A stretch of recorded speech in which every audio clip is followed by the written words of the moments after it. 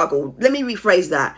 If you struggle with accountability, get someone that can help you with accountability. If you struggle with making decisions, get someone that can give you clarity. If you struggle with selling, get help with selling. If you struggle with anything in your business, now is not the time to continue struggling. Now is the time to get help now, so that when you look 3 months down the line, you know that you've done your best. Good morning, Germany. How you doing? Good morning, Wales. How you doing in the house? You need to be clear on what you're doing. So core values, key. Make sure also that in terms of accountability, you've got a way that you're heading, right?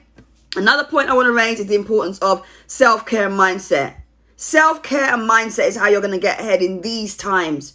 Okay, this is what my planner covers off in different sections. Self-care and mindset is key. And I'm not talking about setting yourself a bubble bath. I'm not talking about, going out and for a walk, for 5 minutes. I'm talking about having a plan for your wellness, so that you know that when you get up in the morning, you're going to read something positive, you're going to do your affirmations or whatever it is you choose to do, you're going to think about how you can set up for your day so that no matter what comes your way, you can overcome that, or you can pause if you need to and reflect. So have a game plan when it comes to your wellness and your mindset, because self-care is actually about you saying, I don't want to do business this month, or I don't want to post on social right now. I'm going to outsource that, or I'm going to stop watching certain shows or certain programs, or I'm going to remove myself from that group. I'm going to take myself out of, that community, because self-care is about this as well as this. So you have to make sure that when you are, in business, you are looking after your mindset, your health,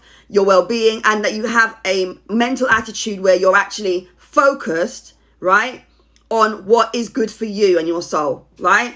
And then my final point I'm going to mention is, if you haven't already, make sure that when you are setting out your plans, you have got complete clarity on what you're doing, right? Now that should come in with the vision and the mission and the core values and the accountability, but make sure you're clear on what you're doing, because so many of us are going wayward because of the shiny objects we're seeing, things that present themselves as opportunities, and we are going off course.